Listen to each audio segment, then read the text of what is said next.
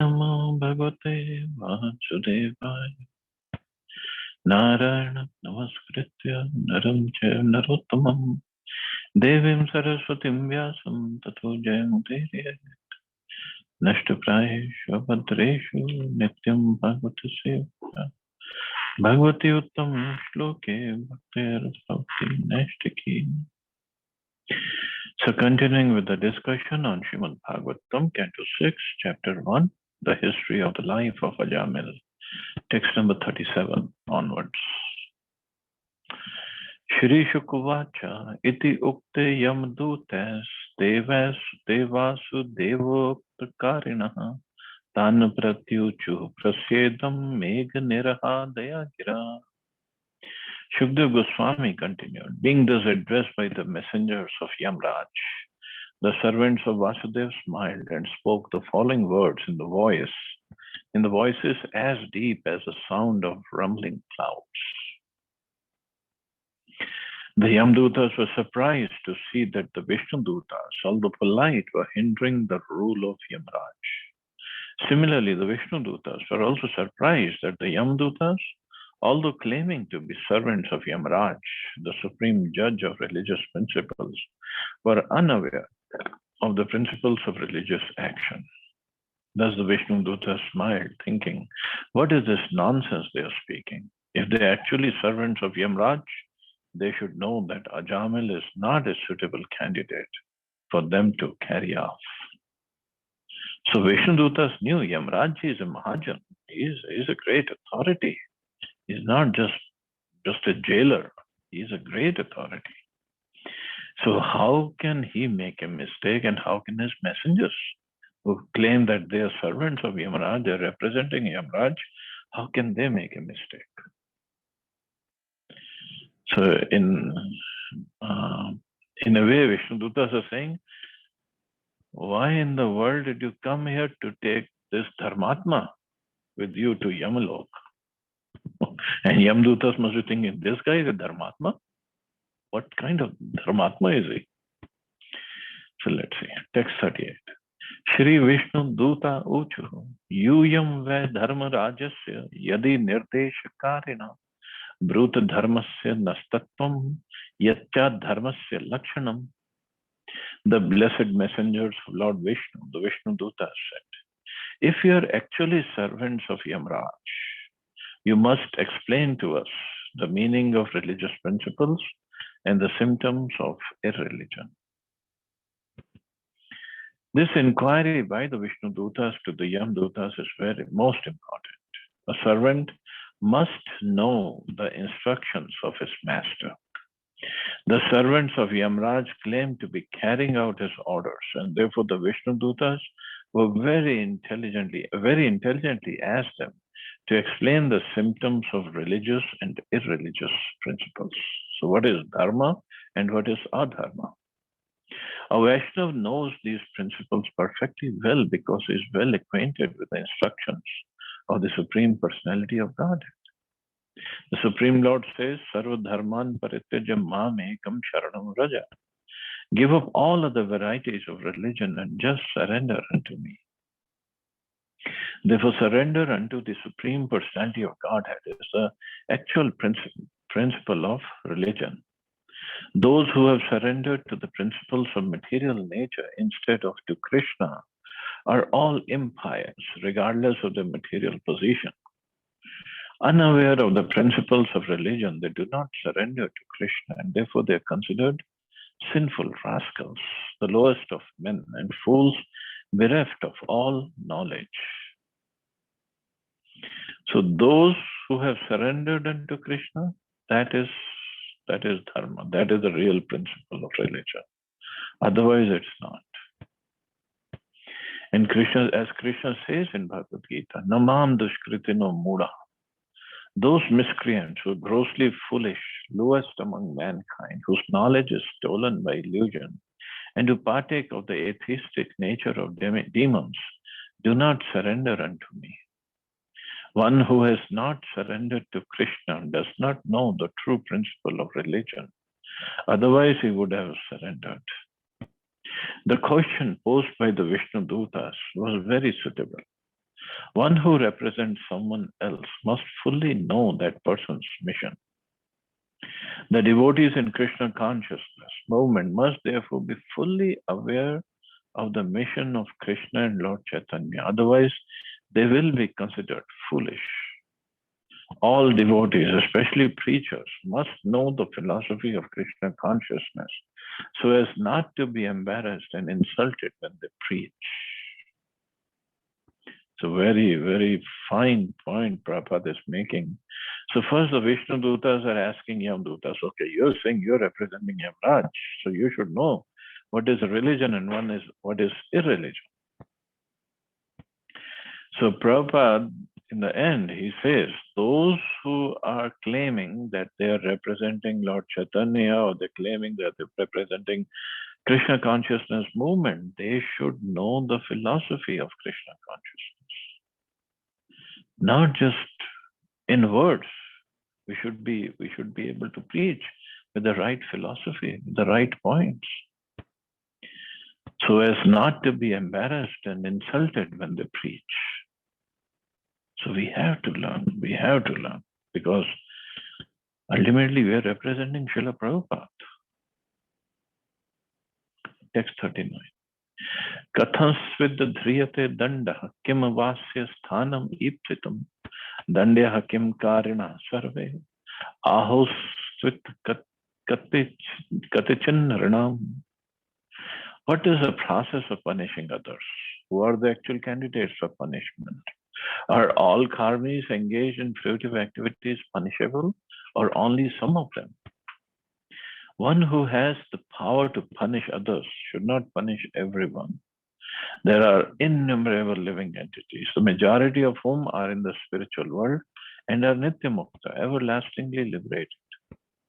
There is no question of judging these liberated living beings. Only a small fraction of the living entities, perhaps 1/4, are in the material world. And the major portion of the living entities in the material world, 8 million species of the 8.4 million forms of life, are lower than any human beings. So they are not punishable. For under the laws of material nature, they are automatically evolving. Human beings who are advanced in consciousness are responsible, but not all of them are punishable. Those engaged in advanced pious activities are beyond punishment. Only those who engage in sinful activities are punishable. Therefore, the Vishnu Dutas particularly inquired about who is punishable and why Yamraj has been designated to discriminate between who is punishable and who is not. How is one to be judged? What is a basic principle of authority? These are the questions raised by Vishnu Dutas.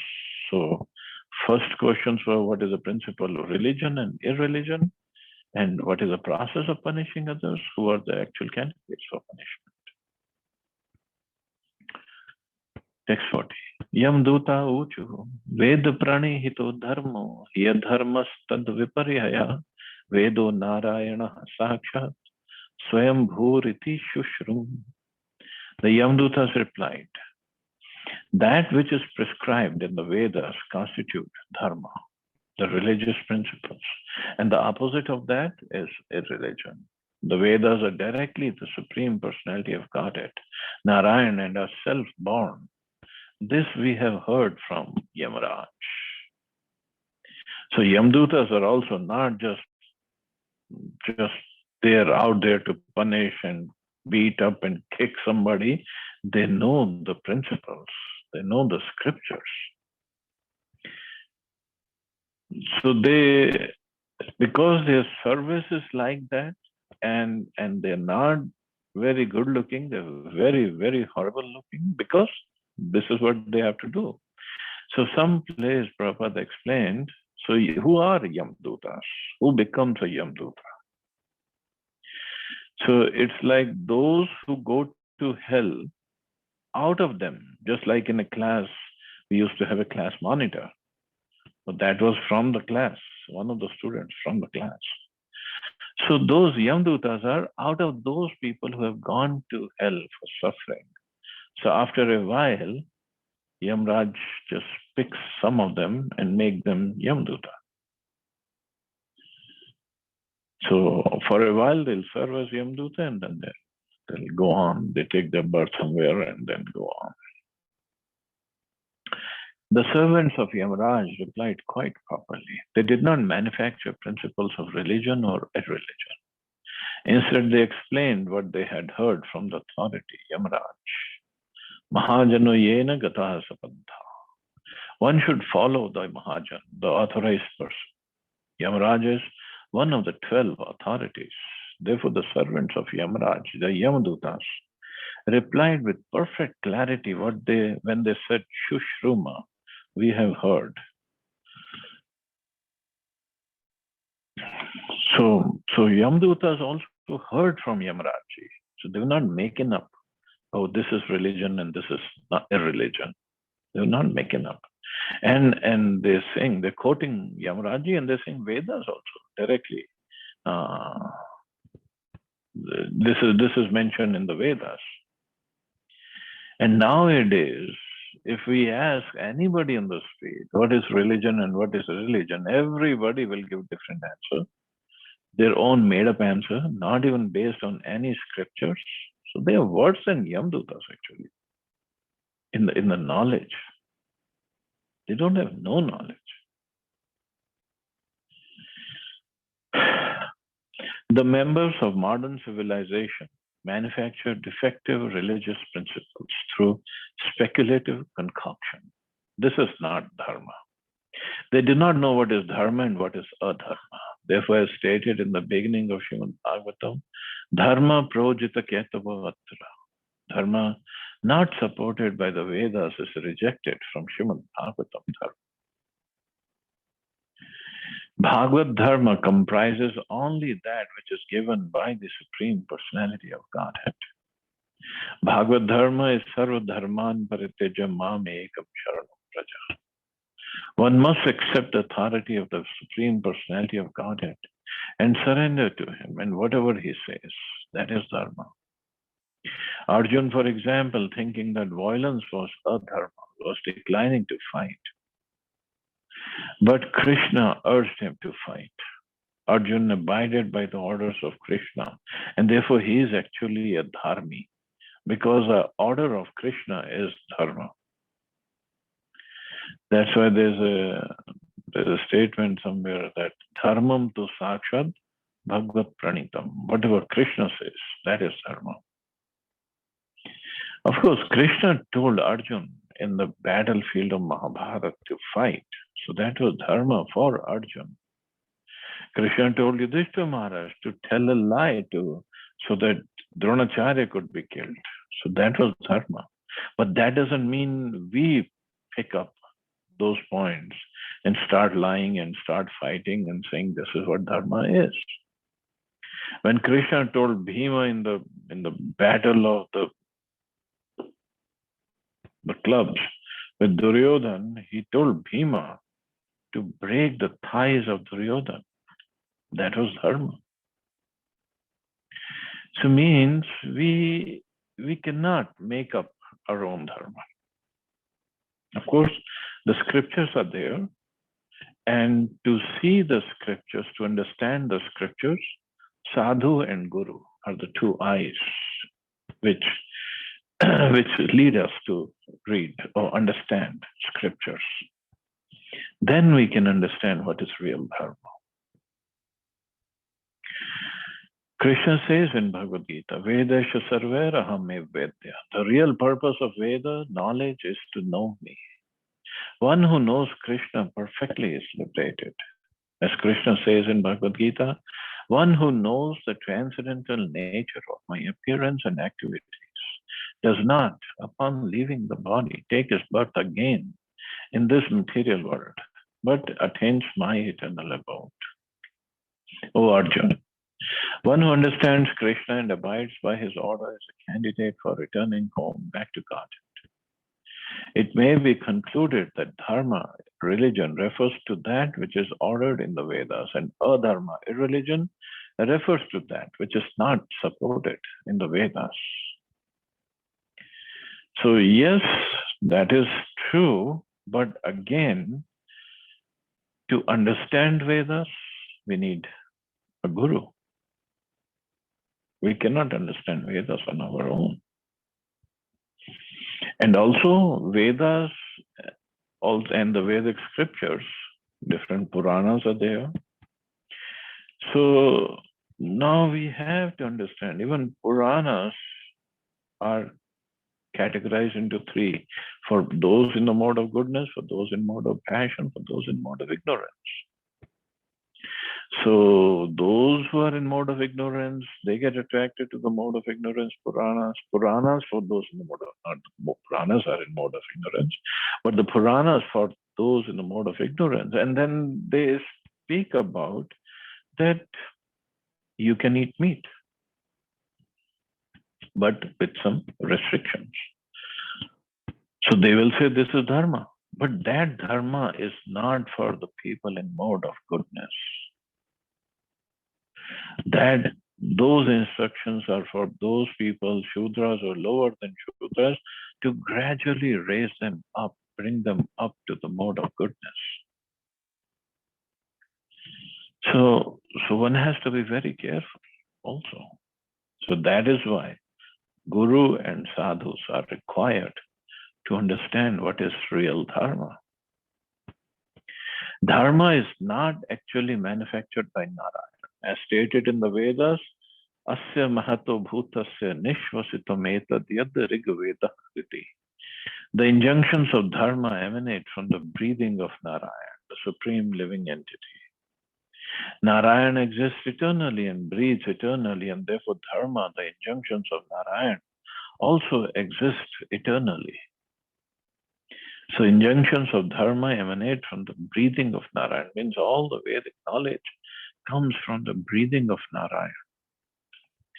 Srila Madhvacharya, the original Acharya for those who belong to Madhva Gaudiya Sampradaya, says the transcendental words of the Vedas emanated from the mouth of the Supreme Personality of Godhead. Therefore, the Vedic principles should be understood to be Vaishnava principles, because Vishnu is the origin of the Vedas. The Vedas contain nothing besides the instructions of Vishnu, and one who follows the Vedic principles is a Vaishnava. The Vaishnava is not a member of a manufactured community of this material world. A Vaishnava is a real knower of the Vedas, as confirmed in Bhagavad Gita. Vedasya sarver aham vedya. In fact, Vaishnava is not just a knower of the Vedas, it goes, because by all the Vedas, Krishna is to be known, and Vaishnava goes beyond just knowing Krishna, it goes to serve Krishna. So that is a real dharma actually. So Yamduta is further saying, Yena svadhamniyami bhava raja sattva tamo maya guna nama kriya rupa vibhavayante yatha tatham. The supreme cause of all causes, Narayana, is situated in his own abode in the spiritual world. But nevertheless, he controls the entire cosmic manifestation according to the three modes of material nature, Sattva-guna, Raja-guna, and Tamo-guna. In this way, all living entities are awarded different qualities, different names such as Brahman, Kshatriya, and Vaishya, different duties according to the Varnashram institution, and different forms. Thus, Narayan is a cause of the entire cosmic manifestation.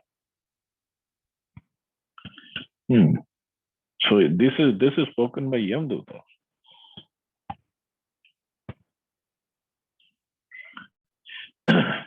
Narayan, the Supreme Personality of Godhead, is almighty, omnipotent. He has multifarious energies, and therefore he is able to remain in his own abode and without endeavor supervise and manipulate the entire cosmic manifestation through the interaction of the three modes of material nature, Sattva-guna, Raja-guna, and Tamo-guna. These interactions create different forms, bodies, activities, and changes, which all occur perfectly. Because the Lord is perfect, everything works as if he were directly supervising and taking part in it. Atheistic men, however, being covered by the three modes of material nature, cannot see Narayan to be the supreme cause behind all activities. So it's not easy to see Narayan or Krishna's hands everywhere. Krishna is a cause of all causes. So as Krishna says in Bhagavad Gita, deluded by the three modes, the whole world does not know me, who am above the modes and inexhaustible. Because unintelligent agnostics are mohit, illusioned by the three modes of material nature, they cannot understand that Narayan or Krishna is the supreme cause of all activities. As stated in Brahma Samhita, Krishna, who is known as Govinda, is the supreme controller. He has an eternal, blissful spiritual body. He is the origin of all. He has no other origin, for he is a prime cause of all causes. So all this knowledge, Yamadutas had it. Suryo Agni Kam Marudeva Soma Sandhya Hani Dishaha Kam Kuhu Swayam Dharma Iti Yete Dayasya Sakshinaha. The sun, fire, sky, air, demigods, moon, evening, day, night, directions, water, land, and Supersoul himself all witness the activities of the living entity. Okay, so here are the witnesses. The sun, fire, sky, air, demigods, moon, evening, day, night, directions, water, land, and Supersoul himself. So many. 1, 2, 3, 4, 5, 6, 7, 8, 9, 10, 11, 12, 13. So 13 people. They all witness the activities of the living entity. Where are we going to run away from? Sun, fire, sky, air, demigods, all demigods. There are 33 crore demigods, not even one or two. And Supersoul, who's sitting within the heart. The members of some religious sects, especially Christians, do not believe in the reactions of karma. So Prabhupada says, we once had a discussion with the learned Christian professor who argued that although people are generally punished after the witnesses of their misdeeds are examined, where are the witnesses responsible for one suffering the reactions of past karma? To such a person, the answer by the Yamadutas is given here. A conditioned soul thinks that he is working stealthily and that no one can see his sinful activities. But we can understand from the Shastras that there are many witnesses, including the sun, fire, sky, air, moon, demigods, evening, day, night, directions, water, land, and Supersoul himself, who sits within the individual soul, with this individual soul within his heart. Where is the dearth of witnesses? Means where is the lack? There are so many. The witnesses and the Supreme Lord both exist, and therefore so many living entities are elevated to higher planetary systems or degraded to lower planetary systems, including the hellish planets. There are no discrepancies, for everything is arranged perfectly by the management of the Supreme Lord. The witnesses mentioned in this verse are also mentioned in other Vedic literatures. Aditya Chandrava Anilo Analascha Devar Bhumir Apo Hirdayam Yamascha Ahasya Ratrischa Ubhecha Sandhe Dharmo Api Janati Narasya Vritam. So many witnesses, we cannot run away actually. Etara dharmo vigyata sthanam dandasya yujyate sarve karmanurodhena dandam arhanti karina. The candidates for punishment are those who are confirmed by these many witnesses to have deviated from their prescribed regulative duties. Everyone engaged in fruitive activities is suitable to be subjected to punishment according to his sinful acts. So everyone engaged in fruitive activities, so all the karmics, suitable to be subjected to punishment according to his sinful acts. Sambhavanti hi bhadrani vipritani chanagha karinam gunasango asti dehavanna hi akarmakrit. O inhabitants of Vaikuntha, you are sinless, but those within this material world are all karmis, whether acting piously or impiously. Both kinds of actions are possible for them because they are contaminated by the three modes of nature and must act accordingly. One who has accepted a material body cannot be inactive, and sinful action is inevitable for one acting under the modes of material nature. Therefore, all the living entities within this material world are punishable. So the difference between human beings and non-human beings is that a human is supposed to act according to the direction of the Vedas. Unfortunately, men manufacture their own ways of acting without reference to the Vedas. Therefore, all of them commit sinful actions and are punishable. So even a pious person, anybody who has taken birth here, sooner or later he'll commit some sinful activity. Just like if we are walking and we could be killing so many insects. While drinking, while breathing, we are killing so many germs. When we sit down on the chair or wherever, we kill so many entities. So we cannot run away from sinful activities. Knowingly, unknowingly, we commit so many. येन यावान यथा धर्मो धर्मो वेह समीहिता सएव तत्फलम भुंक्ते तथा तावदमुत्र वै. In proportion to the extent of one's religious or irreligious actions in this life, one must suffer or enjoy the corresponding reactions of his karma in the next. As stated in Bhagavad Gita, those who act in the mode of goodness are promoted to the higher planetary systems to become demigods. Those who act in an ordinary way and do not commit excessively sinful acts remain within this middle planetary system, and those who perform abominable sinful actions must go down to hellish life.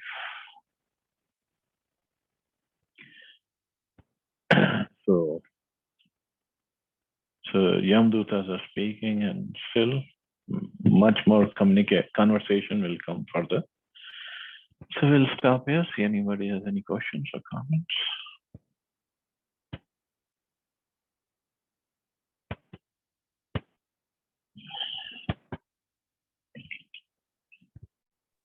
Hare Krishna, Prabhuji, Dandavat Pranam. Hare Krishna. Prabhuji, as you mentioned that unknowingly we commit a lot of, we have to suffer with the karmic reactions because every now and then it happens. So how can we, is there any, activities we should take on, like to mitigate the karmic reactions in our daily life? Just do what Ajamil did. He did unknowingly and we do knowingly. Chant the holy names. Yat karoshi yat ashnasi yat juhoshi tadasi yat. Krishna says, whatever you do as an offering to me. So for us, the best way is to chant. Always chant. Yes, Prabhuji. And I was just reading about the Panchatattva mantra. Before even starting chanting, when we chant the Panchatattva mantra, then we can help ourselves to get rid of from the offenses, or this will help, before chanting the mantra. Oh yeah. Prabhupada said that. The offenses while chanting. Yeah, that's what they remove. Or they don't consider that offenses, those offenses. But still, if we commit those Vaishnava aparadh and so many aparadhs, we are liable for that. But they are very merciful. Panchatattva are very, very merciful.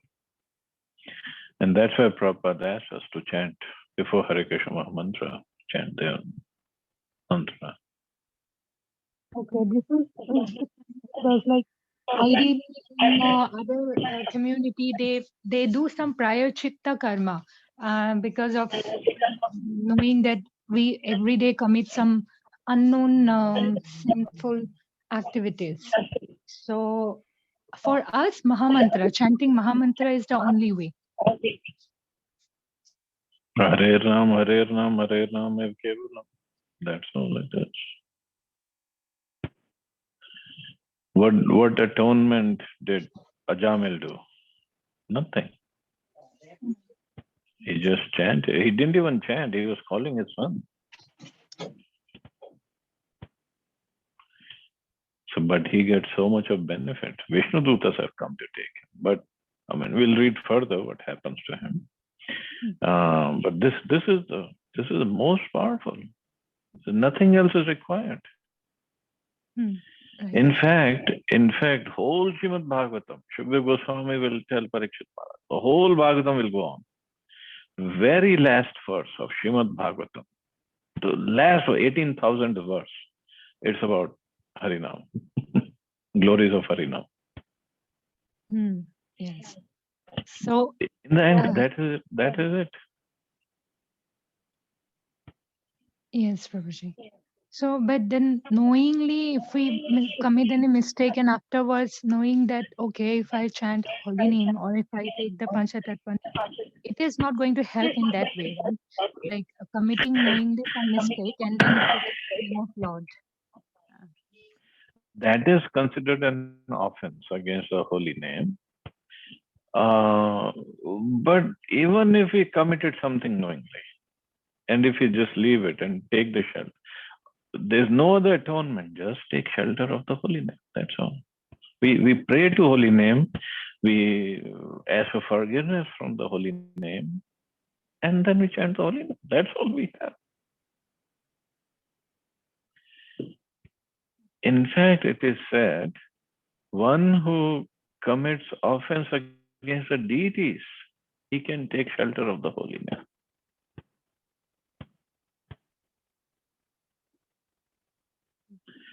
So holy name is very, very, very powerful. It's non-different from Krishna. And Krishna himself says, I have invested all my energies in these holy names.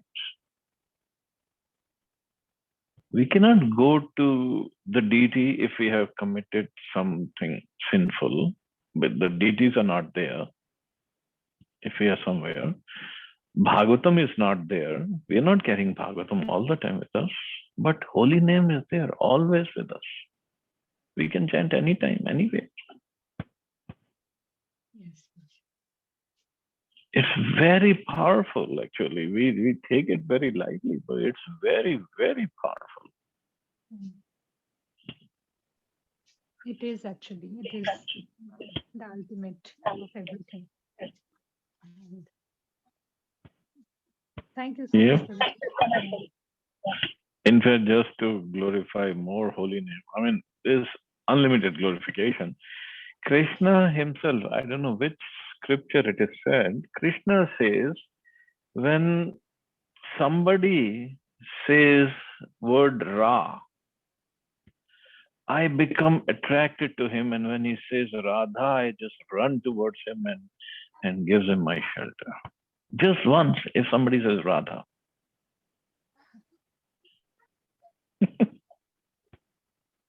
And similarly, Radharani gives her mercy to one who chants the name of Krishna.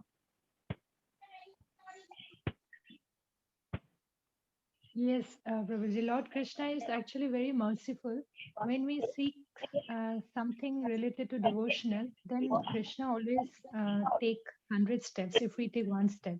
But when we seek something related to material, Krishna never gives. I mean, not that he never gives. He gives whatever he wants, whatever he thinks is yes, whatever proper for us. is beneficial for us. Yes. Yeah. Thank you so much, Prabhuji, for this. You're welcome. You're welcome. Hare Krishna. Thank you so much, Prabhuji. Hare Krishna. Hare Krishna, Mata. Yes, Mata. Hare Krishna. So I guess we can stop here. You all have a safe and wonderful day. Hare Krishna. Jai Srila Prabhupada. Hare Krishna. Jai Hare Srila Krishna, Prabhupada. Prabhuji. Thank you very